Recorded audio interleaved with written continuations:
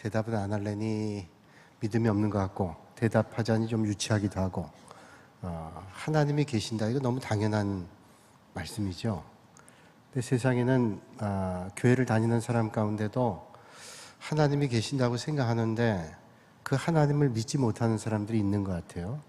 그래서 제 동기 목사님 가운데 저보다는 한 5살 위의 목사님인데 독일에서 공부하고 왔어요. 그래서 박사학위를 받고 왔는데 아주 똑똑한 목사님이에요.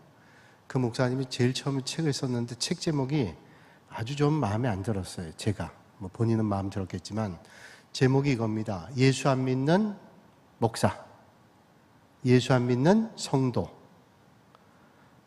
책 제목이, 첫 번째 쓴 책이 왜 제목이 예수 안 믿는 목사, 예수 안 믿는 성도냐.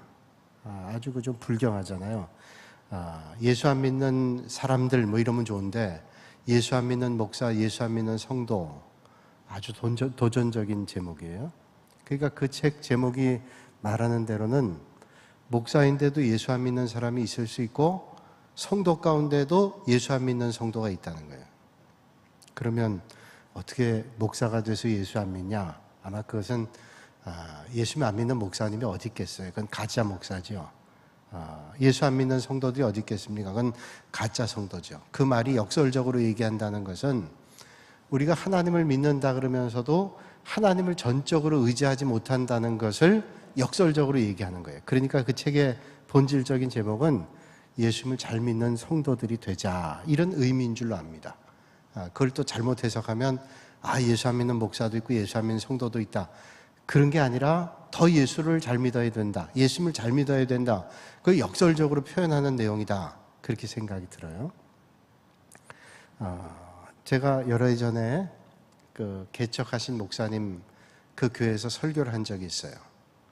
제가 그 설교를 준비하면서 기도하면서 이 목사님에게 이 교회에 어떤 말씀을 줄까 여러 날 동안 기도하면서 그분이 개척하면서 저한테 설교를 부탁했는데 대번에 떠오른 생각이, 마음이 있어요. 그래서 그걸 설교해야 되겠다 기도하면서 이제 말씀을 준비해서 설교를 했습니다. 목사님 개척하시는데 또 이 개척할 때 절대로 사람 의지하지 말고 하나님 의지하십시오. 개척하다 보면 좀 사람들이 보일 때가 있어요. 저분이 좀 도와주면 힘이 되겠는걸, 저분이 좀 나와주면 힘 되겠는걸, 그거 왜 없겠어요, 사람이니까. 근데 절대로 그런 마음을 갖지 마시라. 하나님만 의지하고 하나님만 보시라. 만약에 제가 개척한다 그럴 때도 그럴 거예요. 저 사람이 큰 도움이 되겠는데, 그런 사람도 있죠. 근데 그 사람을 의지하기 시작하면 하나님을 그만큼 의지하는 것이 줄어들 거란 말이에요. 그러니까 절대로 사람 의지하지 말고 목사님은 하나님 의지하고 목회하십시오. 하나님은 만왕의 왕이 되시고 만유의 주가 되시는데 하나님이 밀어주시면, 하나님이 함께 하시면 못할 게 어디 있겠어요. 하나님이 하시면 필요한 물질도 주실 거고 건강도 주실 거고 능력도 주실 거고 다 하실 건데 하나님만 의지하십시다. 그건 그 목사님에게 그 교회 하는 메시지이기도 했지만 저 자신에게도 하는 말씀이었어요. 그래, 내가 목회를 하는데 하나님만 의지해야죠. 돕는 분들이 있고 격려해 주는 분들이 얼마나 큰 힘이 되고 도움이 돼요, 그건 뭐 말할 수 없어요. 큰 힘이 되고 격려가 되는 건 말할 수 없지만 그런 것 때문에 하나님을 의지하는 것을 좀 놓치게 된다면 그건 정말로 중요한 걸 놓치게 되는 거죠. 그래서 하나님만 의지하십시오. 그건 그 목사님에게 그 교회에 하는 설교이기도 했지만 저에게도 하는 거예요. 어떤 일이 있어도 하나님만 의지하자. 어떤 때는 힘 빠지고 맥 빠질 때도 있잖아요. 근데 하나님을 바라봐야 되죠. 그때 하나님의 도움을 구해야 된다는 말이죠. 그래서 힘주어 말씀을 전했어요. 그리고 준비한 대로 그게 꼭 맞다는 생각이 들었어요. 근데 그날 축사하러 오신 목사님 가운데 한 분이 마치 저를 비꼬듯이 그렇게 얘기하더라고요. 저도 목회를 해봤는데 하나님만 의지하고 했는데 안 됩디다. 사람도 좀 의지해야 됩디다. 그러니 사람들도 좀 찾아가야 됩니다. 저한테 하는 것 같이 들리더라고요. 좀 마음속에 반감이 좀 저도 생겼어요. 그런데 뭐 저분이 그래도 개척하는 목사님에게 격려하는 말이겠거니. 근데 저는 그 목사님이 조금이라도 그런 마음을 가지면 안 되겠다는 노파심이 생겼어요. 그래서 한편에 어떤 마음이 생기냐면 그 축사하신 목사님이 그래서 목회를 잘하냐? 아직도 개척하고 있어요. 오랜 세월이 됐는데. 내가 생각할 때 저분은 왜 저렇게 사람을 쫓아다니면서 아직도 목회를 할까 하는 반감 생기면서 새로 하는 목사님 절대로 하나님만 의지하면 좋겠다. 우리가 목회하는 목사님들이, 개척하는 목사님들이 가장 큰 고비가 선교하는 분들도 마찬가지입니다. 처음에 선교할 때는 도와주겠다, 격려하겠다, 목회 개척할 때는 도와주겠다, 격려하겠다 이런 분들이 있죠. 근데 3년이 되면 거의 다 떨어집니다. 그렇잖아요? 처음에 이제 개척하면 3년 동안은 관심 갖습니다. 또 그 관계가 유지가 되는데 3년이 지나면 점점 몸이 떠나 있으면 마음도 떠나게 되는 것처럼 이게 떠나게 되는 거예요. 그러니까 그 3년 동안은 어떻게 사람들을 통해서 도움되지만 3년이 넘어서는 정말로 그때 개척하고 그때 선교하는 거예요. 하나님께서 놀라운 일로 공급하시는 것들을 만나게 되는 거예요. 그 진짜죠. 또 사실은 선교하러 나갈 때, 선교사님들이 나갈 때 내가 꼭 도와주겠습니다. 그런 분들이 도와주지 않아요. 뭐 그런 분들도 있지만 사실은 그 하나님이 하시는 거예요. 전혀 생각지 못한 분들을 통해서 도움받는 거예요. 그러니까 선교를 하든 개척을 하든 뭘 하든 주님의 일을 할 때는 항상 주님을 의지해야 되는 거죠. 이게 틀림없는 건데 우리는 주님을 의지한다고 하면서도 눈에 보이는 걸 의지할 때가 많아요. 그러니까 스스로 항상 스스로에게 말해야 돼요. 내가 지금 사람을 의지하고 있는지 하나님 의지하고 있는지. 사람을 다 외면하고 사람들을 보지 말고 관계 끊어라 이런 얘기가 아닙니다. 어떤 순간에도 하나님을 보는 게 중요하다는 거예요. 믿음의 사람들은. 제 동기 목사님 가운데 한 분이 서울에서 목회하다 부목사로 있다가 용인에다 개척을 했습니다. 그래서 용인에 누가 있는가 그랬더니 그렇지 않대요. 사람이 어디에 살다가 그 자기가 잘 알고 있는 동네에서 뭔가를 시작하는 것은 수월합니다. 제가 알고 있는 군인들도요, 장기 복무했던 사람들이 군인들도 마지막 제대한 데서 뭘 하는 분들이 많아요. 제가 가평에서 목회할 때 집사님 한 분이 소령으로 제대한 분이 있는데 이분은 월남전도 참전하고 그랬던 분이에요. 근데 딸이 3명 있는데 제가 그 딸 이름은 안 잊어버려요. 왜 안 잊어버리냐면 딸 셋을 살던 데 이름을 땄어요. 양평에서 딸을 낳았어요. 양평에서 난 딸 이름은 양희. 가평에서 딸을 낳았어요. 가평에서 난 딸은 가희. 제가 안 잊어버려요. 가희. 그 큰 딸은 어디서 났는지 제가 이름 몰라요. 근데 하여튼 양평에서 양희를 낳았으니 가평에서 가희를 낳았으니 아마 어디서 또 낳았으면 무슨 희자는 틀림이 없어요. 그러니까 그 집사님은 군 생활을 여기저기서 하면서 마지막에 가평에서 이제 제대하면서 거기서 이제 사업을 하고 그러면서 나중에 이제 최종적으로 농사도 짓고 그러고 살았단 말이죠. 의사도 마찬가지입니다. 제가 동두천에 가서 한번 병원 개업 예배를 아주 오래전에 드린 적이 있는데 제가 아주 존경하는 목사님, 교수님인데 그 교수님의 동생이에요. 근데 동두천에서 병원을 개업했다고 그래서 개업 예배 인도해달라고 해서 갔는데 개원 예배죠. 근데 이분이 다 서울에서 나하고 잘하고 공부하고 그랬는데 왜 동두천에서 병원을 개원합니까? 물어봤더니 거기서 군의관을 했대요.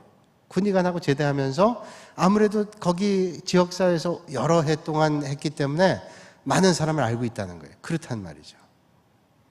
자, 뭐 목회도 꼭 그런 거 아니지만 목회도 아무래도 자기가 익숙한데 만약에 군산에서 했다 그러면 군산에서 목회하는 게 수월할 거라고 생각이 되잖아요. 뭐 조금 그렇다면 익산이나 전주 아는 데서 뭐 하는 게 좀 수월할 거잖아요. 아는 사람도 있고 그러다 보면 좀 올 수도 있고 눈에 가까이 있으면 도움받을 수도 있고 뭐 그런 인간적인 생각이 들 수도 있다고 생각이 들어요. 근데 제 동기 목사님은 서울에서 목회를 부목사를 했고 여러 해 동안 여러 교회에서 부목사를 했어요. 그러면 그 지역의 어떤 교회를 가서 어떤 지역에 개척을 하면 아마 인간적인 마음에 조금 위로가 되고 힘이 되고 말 한마디라도 격려가 될지 모르겠어요. 근데 용인에 가서 목회를 한 거예요. 개척을 한 거예요. 그래서 사모님이 그 고등학교 선생님이었는데 개척을 하면서 다 퇴직을 하고 인간적인 생각하면 개척할 때 어려움이 있는데 선생님 계속해야 될 거 아니에요? 그런데 단호하게 올인을 한다. 목숨 거는 거죠. 목숨 걸고 퇴직을 해서 퇴직금 받아가지고 또 이 목사님도 퇴직금 받아가지고 그래서 용인에다가 했어요. 왜 용인에다 했는가 제가 궁금하잖아요. 당연히. 당신이 용인 사람이냐 했더니 아니라는 거예요. 왜 용인에 있냐 했더니 자기들 가진 돈 가지고 할 수 있는 그 지역이 이쪽인데 용인에서도 조금 외곽이란 말이에요. 그러나 이제 새로 아파트를 들어오는 그런 지역이었는데 여기서 하면 좋겠다 기도하는 중에 그래서 전혀 낯선 땅에 개척을 한 거예요.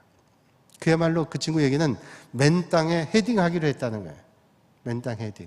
인간적으로 얘기하면 맨 땅에 헤딩이죠. 그러나 그곳에도 하나님이 계신다. 하나님이 원하시는 목회를 하면 하나님께서 은혜 주시고 그런 마음을 가지고 개척을 했다는 거예요. 그래서 그 말이 맞다. 목회를 하는데 하나님 의지하고 해야지 눈에 보이는 사람 의지해가지고 되겠냐. 그 도와주는 사람은 몇 년이면 끝나요. 그러면 또 가서 손 벌리겠어요. 이게 얼마나 추레해요, 사람이. 하나님 의지한다고 하는 목회자가 사람들 기웃거리고 그러면 목회가 절대로 안 돼요. 그 순간 정말로 맨 땅에 한다는 마음을 가지고 하나님을 의지해야 되는 거지 이 목회가 사람의 능력으로 하나요? 사람의 재능으로 하나요? 절대로 그렇지 않거든요. 하나님 도와주셔야 되는 거니까 하나님만 의지해야 되는 거예요. 그렇다면 그런 생각해봐요. 우리가 하나님이 계신다라고 하는 것을 믿잖아요. 여기 있는 분들이 하나님 계신다는 걸 믿으면 뭘 하든지 하나님만 의지하는 그런 믿음의 길을 걸어야 된다는 거예요. 그럼 틀림없이 하나님 도와주세요. 우리가 삶의 자리에 어떤 데는 즐거울 때도 힘겨울 때도 있어요. 그러나 즐거울 때만 아니라 힘겨울 때도 하나님을 전적으로 의지하고 대충이 아닙니다. 전부를 의지해야 돼요. 전부. 목숨 걸고죠. 전부. 목회를 해도 목숨 걸고 해야 되고 장사를 해도 목숨 걸고 해야 돼요. 이거 하다 안 되면 저거 하고 저거 하다 안 되면 이거 하고 아무것도 안 되는 거예요. 뭐 여러분들이 더 잘하시잖아요. 이건. 안 될 걸 계속 하면 안 되지만 어떤 걸 해도 그런 마음의 자세를 가지고 해야 된다는 거예요. 목회도 마찬가지예요. 제가 저와 함께 목회하는 목사님들에게도 그런 말씀이에요. 목회를 하다 어떤 때는 좀 힘겨운 데도 있고 좀 수월한 데도 있는데 하나님은 잊지 않으신다. 힘겨운 데 있는 거 하나님은 다 카운트하고 있다. 그러니까 우리가 힘겨울 때도 주님 바라보고 하면 하나님 은혜 주시는데 힘겨우니까 내가 요령 피우고 이거 되나? 안 된다는 거죠. 그러니까 하나님만 의지하는 거예요. 여러분 오늘 이 밤에 하나님이 오늘도 살아계셔서 여러분 삶의 자리에 역사하심을 믿으시기를 주님의 이름으로 축복합니다. 그러면 이제 제가 쭉 설명을 했으니까 그런 마음 가지시고 옆에 있는 분들에게 한번 인사 나누죠. 하나님은 계십니다. 하나님 계세요? 뭐 모르는 분이 어디 계세요? 하나님 계시는데 이 말은 역설적인 의미로 하나님 틀림없이 계시니까 그분만 의지하자. 그런 믿음의 결단을 갖자. 그런 말씀이에요. 자, 하나님이 계신다라고 하는 걸 신학적으로 얘기한다면 하나님은 존재하는가? 하나님의 존재에 대한 얘기입니다. 세상에 예수 믿지 않는 사람들은 하나님 믿지 않는 사람들은 하나님을 존재하지 않는다고 생각해요. 그러나 우리 하나님을 믿는 사람들은 하나님을 존재한다고 믿습니다. 근데 우리가 세상 사람들이 하나님 계신다 그래도 믿지 않잖아요. 그래서 믿지 않는 사람들이 하나님을 계시다고 하는 존재를 증명한다는 것도 중요해요. 변증신학에서는 세상에 있는 사람들에게 하나님은 계시다라고 하는 것들을 너희들이 하나님 있다고 믿지만 우리는 안 믿어. 그럼 그런 사람들에게 복음 전하기 위해서는 어떻게 해야 돼요? 하나님이 계시다는 것을 증명해야 되죠. 그래서 세상 사람들도 하나님 믿지 않는 사람도 하나님은 계시다 이렇게 생각하는 사람이 있어요. 그러나 자기는 게으르고 믿음이 없어서 믿음이 안 들어와서 안 믿어지는 사람이 있지만 또 안 믿고 싶은 사람, 안 믿는 사람도 있지만 세상에는 믿지 않는 사람도 있지만 우리는 하나님 믿는 사람이니까 그 사람들에게 복음 전해야 된다는 거죠. 믿지 않는 사람들이 흔히 하는 말 가운데 그런 말이 있어요. 하나님 봤냐? 이런 말이 있어요. 예나 지금이나. 하나님 봤어? 여러분 하나님 보셨어요? 여러분 하나님 못 보셨어요? 이런 거 대답하지 마세요. 너무 어처구니 없는 질문. 하나님 여러분 육신의 눈으로는 못 보셨어요. 육신의 눈으로 못 보셨어요. 난 봤는데 하나님이 어떻게 생기셨던가요? 여러분 하나님은 영이시기 때문에 육의 눈으로 볼 수 있는 분은 아니에요. 이 육의 눈으로 보려고 그러면 안 됩니다. 빌립이 요한복음 14장 8절에 주여 아버지를 우리에게 보여주소서, 그렇게 얘기를 해요. 빌립은 예수님을 따라다녔던 제자예요. 그런데 이 빌립이 예수님께 아버지를 내게 보여달라고 얘기하는 거예요. 그러니까 이 빌립도 예수님을 따라다녔지만 하나님을 보지 못했다는 거예요. 그러니까 예수님께서 나를 본 자가 아버지를 봤다, 이렇게 얘기를 하잖아요. 그러니까 아버지가 곧 나다, 이렇게 말씀하는 거예요. 그런데도 그 말을 이해를 못해요. 그러니까 내가 하나님을 보기를 원합니다 하는 것은 옛날에도 있고 지금도 있고 앞으로도 있을 텐데, 하나님은 영이시기 때문에 우리의 눈으로 볼 수 없어요. 나는 옛날 꿈에서 봤는데요. 그건 그렇게 본 걸로 느껴지는 거죠. 마음으로 느껴진 거지, 하나님은 육의 눈으로 보여지는 게 아니라 영의 눈으로 보여지는 거예요. 영의 눈으로 아마 하나님께서 보여줬다면 특별한 계시가 있었던 거겠죠. 근데 하나님은 영의 눈으로, 마음의 눈으로, 믿음 있는 사람의 영의 눈을 통해서 볼 수 있다는 겁니다. 그래서 우리가 육의 눈으로 봤다. 여러분, 육의 눈이 없는 사람도 봤다 그러잖아요. 시각장애인들이 내가 그걸 보니까 육의 눈이 없는데 뭘 봐요? 그 말은 내가 육의 눈이 없어도 내가 그걸 봤다라고 얘기하는 것은 마음의 눈, 영의 눈으로 봤다, 이런 얘기입니다. 그러니까 마음의 눈으로 보는 거예요. 그거 육의 눈으로 안 봤기 때문에 없는 건가? 그렇지 않죠. 우리 세상에는 육의 눈으로 볼 수 있는 게 한계가 있습니다. 시력의 한계도 있고 우리의 육의 눈으로 볼 수 있는 건 정말로 한계가 있어요. 소리라고 하는 것도 육의 눈으로 볼 수 없고, 바람이라고 하는 것도 이 바람이 움직이는 걸 성령이 움직이는 것처럼 볼 수 없다 그러잖아요. 바람이 보이던데 바람이 어디 보여요? 바람이 불어서 흔들리는 걸 보는 거지. 바람이 움직여서 흔들리는 걸 보는 거예요. 그래서 이것도 우리가 볼 수 없고, 뿐만 아니라 여러분, 이 세상에 많은 세균들이 있잖아요. 지금도 이 시간 전파가 있고 전기가 통하고 모르잖아요. 전파에 가면 철책선의 어떤 곳은 전기를 흐르게 합니다. 전기를 흐르게 하는데 그게 눈으로는 안 보여요. 근데 거기에 짐승이 뛰어가다가 거기에 타 죽기도 하고, 사람들이 잘못해서 손다면 죽기도 하고, 이게 눈에 보이지 않는 거란 말이죠. 근데 눈에 보이지 않는다고 전파가, 전기가, 세균이, 그리고 바람이, 소리가 없냐? 아니죠. 그러니까 눈에 보이지 않아도 세상에는 있는 것들이 많다는 겁니다. 근데 하나님은 틀림없이 계신다라고 하는데 눈에 보이지 않아요. 이게 세상 사람들은 하나님이 눈에 보이지 않으니까 없다라고 하는데 그 세상 사람들의 말은 틀린 거란 말이에요. 세상 사람들이 만약 육의 눈으로만 본다면 전기와 전파와 사람의 마음조차도 있는데 그 마음조차도 없다라고 얘기할 수 있는 거죠.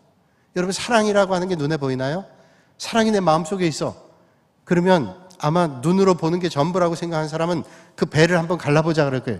그 배를 갈라보면 그 배 속에 사랑이라는 게 있나요? 없어요.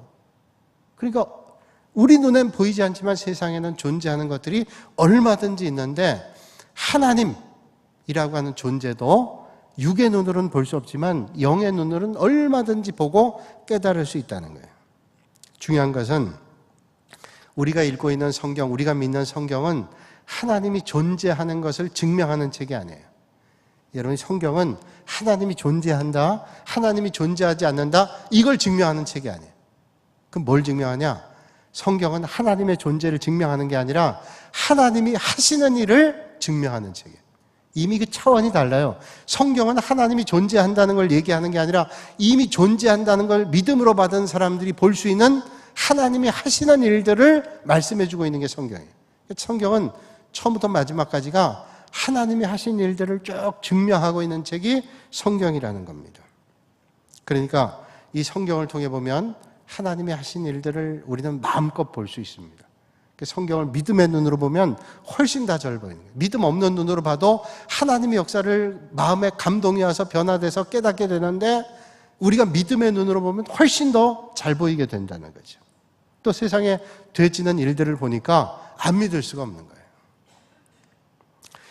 제가 서울의 어떤 교회를 섬길 때, 이제 우리 교회도 이제 상조부, 경축부 이런 게 있는데, 거긴 상위부라고 그렇게 이름을 졌어요. 상위부가 이제 연말에 정산하듯이 그동안 사역들을 쭉 정리하면서 올 한 해 몇 분이 돌아가시고, 연세는 몇 살 평균, 또 어떻게 몇 살 되신 분 돌아가시고, 남자는 몇 프로, 여자는 몇 프로, 이렇게 했는데, 그때 연말에는 그때뿐만 아니라 지난 10년 동안 통계를 한번 냈어요.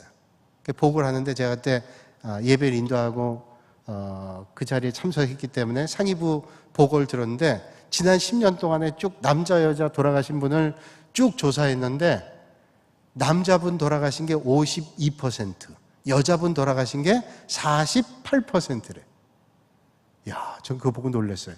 어떻게 돌아가신 게 남자 여자가 그렇게 대비가 딱 돼요. 희한하지 않으세요? 하나님께서 남자 여자 골고루 불러가셨어요. 하여튼 그 52%, 48% 아마 더 긴 세월을 하면 거의 50% 될 거예요. 그러니까 이게 돌아가신 걸 보니까 그 교회라고 하는 바운더리 안에도 그 통계가 참 비슷하더라는 거예요. 이게 하나님이 하시지 않고는 어떻게 하겠어요? 태어나는 것도 그렇다잖아요. 태어나는 것도 우리가 아무리 인위적으로 해도 역사를 가면서 이게 거의 비슷한 구성으로 간다라고 하는 거 우리가 잘 알잖아요. 사실 그러니까 우리는 하나님이 없다고 증명하는 게 더 어렵습니다.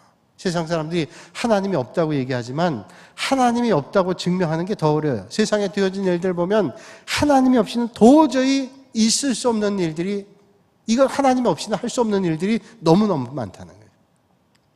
오늘 낮에 설교 준비를 하면서 이런 글을 봤어요. 의학자들이 기도라고 하는 거, 우리 믿는 사람들이 기도하는데 기도가 과연 질병 가운데 있는 사람에게 효능이 있느냐 없느냐, 그거를 실험한 의사들이 많아요. 불신자든 신자든 의사들이 그걸 연구를 했는데 미국의 캘리포니아 대학의 샌프란시스코 의대가 있는데 거기 의사였던 랜돌프 버드라고 하는 박사 팀이 있는데 랜돌프 버드라는 사람은 불신자입니다. 샌프란시스코 의대에. 근데 이분이 실험을 한 거예요. 393명의 심장병 환자들만 393명 가지고 실험을 했는데 어떤 실험을 했는가 하면 기도와 이 환자들의 치유 효과가 어느 정도의 효과가 있느냐.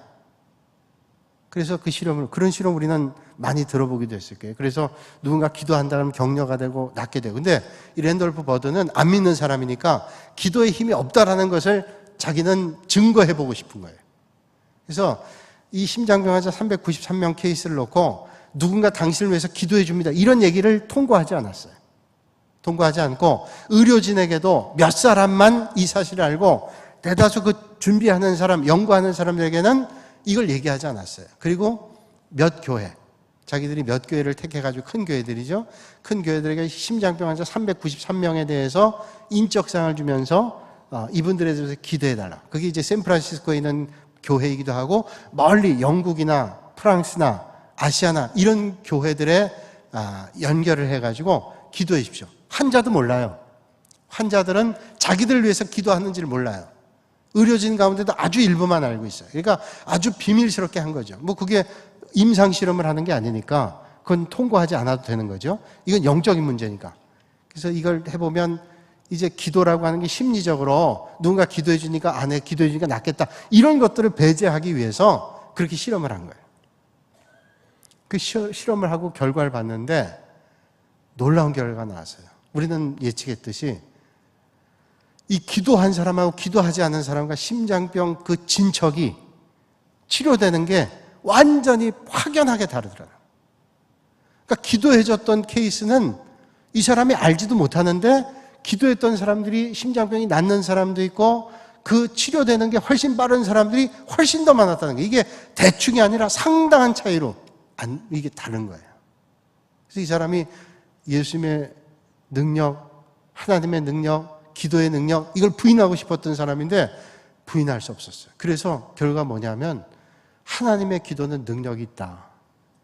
그러니까 믿는 사람들이 그 기도는 가까이 샌프란시스코에 있는 어떤 교회 사람의 기도나 멀리 영국이나 아시아에 있는 사람의 기도나 그 똑같더라는 거예요. 어디서 기도하든 기도의 능력이 있다. 제가 오늘 낮에 그 책을 보면서 우리가 흔히 얘기하잖아요. 심리적으로 누군가 격려해주고 위로해주면 낫는 효과. 그렇잖아요. 의사분이 가서 우리가 진료받을 때도 의사가 얘기하는 거예요. 의사 선생님이 힘내십시오. 날 겁니다. 이러면 우리가 훨씬 더 위로받고 힘을 얻잖아요. 근데 의사분들 절대로 그렇게 얘기 안 하죠. 절대로 그렇게 얘기 안 해요. 왜? 책임질 수 있기 때문에. 그건 뭐 충분히 이해합니다.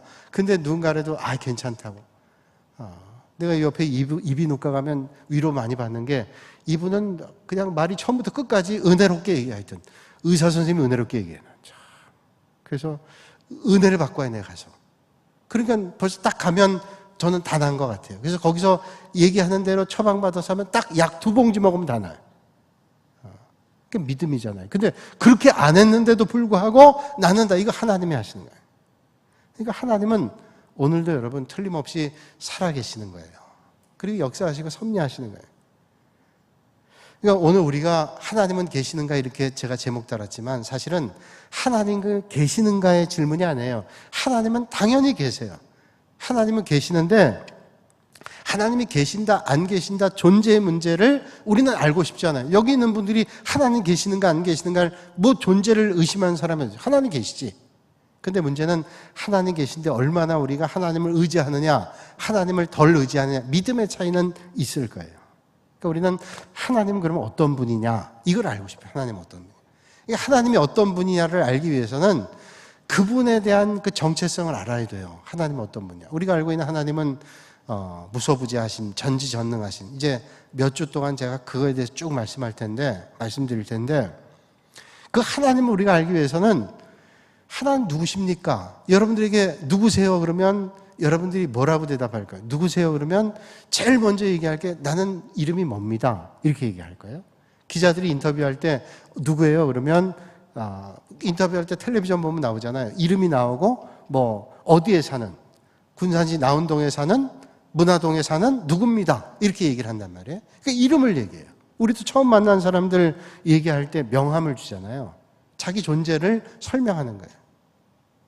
주일학교 아이들에게 말씀 전할 때 주일학교 아이가 그렇게 물어본 적이 있어요. 어른이 생각할 땐 참 어처구니 없는 얘기인데 아이들이 얘기할 땐 당연한 질문이에요. 아이들이 묻더라고요. 예수님은 하나님의 아들, 독생자라고 배웠는데 하나님은 왜 하시고 예수님은 왜 예시냐는. 애들 같은 질문이죠. 근데 주일학교 애들은 당연히 궁금한 거예요. 그 궁금하지 않은 분들은 전혀 문제의식을 못 느끼는 거죠. 하나님은 하시고 예수님은 왜 예시냐? 그러니까 이름이라는 게 중요한 거예요. 저 아버지가 하시면 아들도 하셔야 되는데 이 애들의 생각으로는 충분히 그렇게 생각할 수 있는 거예요. 그러니까 이름을 안다는 게 이게 중요해요. 성경에도 하나님에 대한 이름을 여러 가지로 얘기합니다. 우리가 누군가 처음 만났을 때 통성명을 하고 난 누구고 설명할 때 설명이 길어지니까 보통 처음 만난 명함을 줘요. 명함을 주고 명함을 보면 이분이 어떤 일을 하시는 분이고 성함이 어떻게 되고 누구다 하는 걸 알 수 있다는 말이죠. 우리 교회도 마찬가지입니다.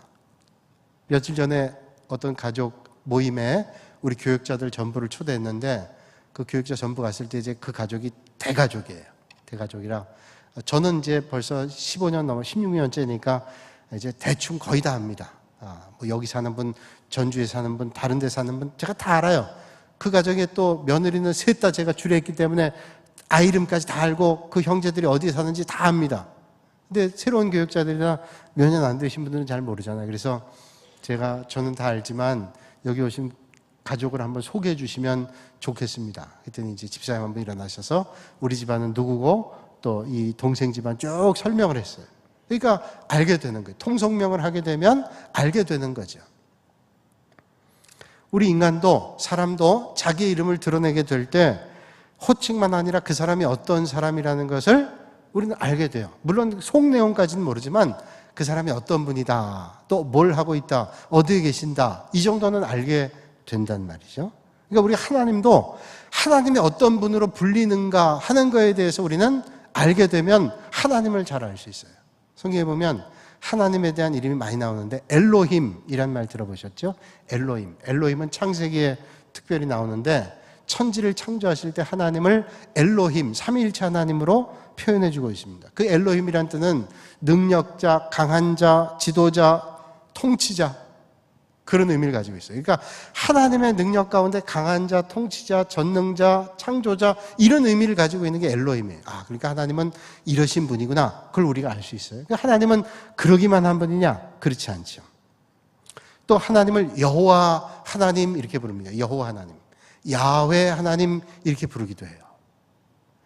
그런데 하나님의 이름은 너무 존귀하기 때문에 구약의 이스라엘 백성들이 감히 하나님의 이름을 부를 수가 없었어요. 여러분들이 대통령 이름을 대통령 앞에서, 물론 그렇게 부르는 사람들이 뭐 뒤에서는 있고 그러지만 대통령 이름 마음대로 불러요. 옛날에 박정희 대통령 때는 박정희 대통령 이름 부르지도 못하고 요즘처럼 그러지 못했어요. 제 친구 하나는 농구장에 갔다가 박근혜 그때 대통령 딸이었잖아요. 전 대통령이지만 그때 유경수 여사가 세상 떠나고 박근혜 그 따님이 이제 그 농구장에 와가지고 하는데 이 친구가 좀 야성이 있는 친구였어요. 초등학교 동창인데. 그래서 막 야지했다고요. 사람들 소리가 막 섞이니까 야지했는데 야지했다가 이 친구가 큰일 날 뻔했어요. 그 사법경찰 몇 사람 있었는데 그 사람 뒤에 있다가 이놈! 그래가지고 큰일 날 뻔했다고. 큰일 날 뻔했어요. 근데 그 친구 올 때마다 너 참 이 땅에 있지 못할 건데 내가 그래도 옆에서 빌어줘가지고 너 살아난 거 알아라. 가끔 얘기하는데 그게 그 옛날 일인데도 제가 기억이 나요. 어떻게 여러분 존귀한 사람의 이름을 마음대로 부르겠어요? 근데 하나님의 이름을 감히 어떻게 불러요? 북한에서 김정은 얘기할 때 김정은 그렇게 불러요? 그렇게 이 땅의 지존이라고 그렇게 부르잖아요. 그런데 하나님의 이름을 구약의 이스라엘 백성들은 그렇게 못 불렀어요. 그래서 야훼라고 써놓고 히브리어로 야훼라고 써놓고 이 이름을 부를 수 없도록, 부르지도 않았지만 부를 수 없도록 자음을 다 빼버렸어요. 히브리어의 자음을 다 빼버렸단 말이에요. 여러분 모음을 다 빼버렸어요. 자음이 뭐냐면 기억, 우리말로 얘기하면 기억, 니은, 디귿, 리을, 이게 자음이죠. 모음은 아야 어여잖아요. 그 기억, 니은만 하면 기억은 기억 이렇게 읽지만 그 기억만 딱 놓으면 어떻게 읽어요? 못 읽잖아요. 그러니까 거기다가 아를 붙여줘야 가가 되고 어를 붙여줘야 거가 되고 이렇게 말이 되는 거예요. 그러니까 히브리어에도 이 모음과 자음이 있는데 자음만 써놓고 모음을 안 붙여놨어요. 야훼 이렇게 해놓고. 그러니까 이 모음이 없으니까 부를 수가 없어요. 하나님의 이름은 거룩하기 때문에 부르지 못하도록 그렇게 했단 말이에요. 그 여호와 하나님 이렇게 써놓고 부르기를 뭐라고 불렀냐면 아도나이 이렇게 불렀습니다. 나의 주, 나의 하나님. 그러니까 하나님의 이름이 거룩하기 때문에 그렇게 불렀다는 거예요. 또 뭐예요? 여호와 이레. 하나님께서 준비하신다. 하나님의 이름을 여호와 이레 이렇게 부르기도 하고 여호와 니시. 하나님은 나의 깃발이다. 깃발이라는 거예요. 승리의 깃발. 세상에는 능력으로 인간의 승리가 있는 게 아니라 하나님께 있다. 여호와 니시 이렇게 얘기하고 여호와 삼마 하나님 거기 계신다. 여호와 샬롬 하나님은 평화시다. 여호와 치두케누 하나님은 나의 의다. 의의 길로 인도하신다.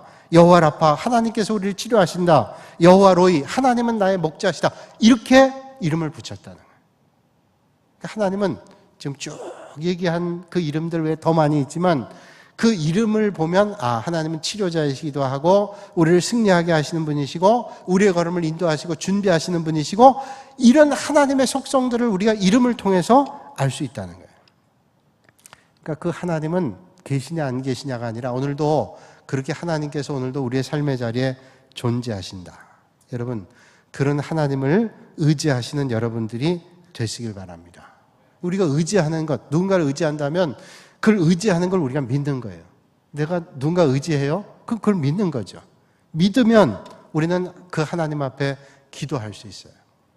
그러니까 하나님이 계신다는 걸 믿으면 그 하나님을 의지하고 그 하나님을 믿고 그 하나님 앞에 기도하는 거예요. 그러니까 여러분들이 신실한 믿음으로 하나님 앞에 의지하고 그분께 기도할 수 있을 때 우리는 하나님이 살아계시고 역사하신다는 것을 믿는다는 거예요. 시간이 많이 갔기 때문에 이제 나머진 다음 주에 말씀드려야 되지만 그 하나님께서 여러분 오늘도 역사하시는 거예요. 하나님은 계시냐 안 계시냐 이건 우리는 말할 게 없어요. 하나님은 오늘도 틀림없이 계시는데 문제는 뭐냐? 그 하나님을 우리가 얼마나 의지하느냐, 얼마나 믿느냐.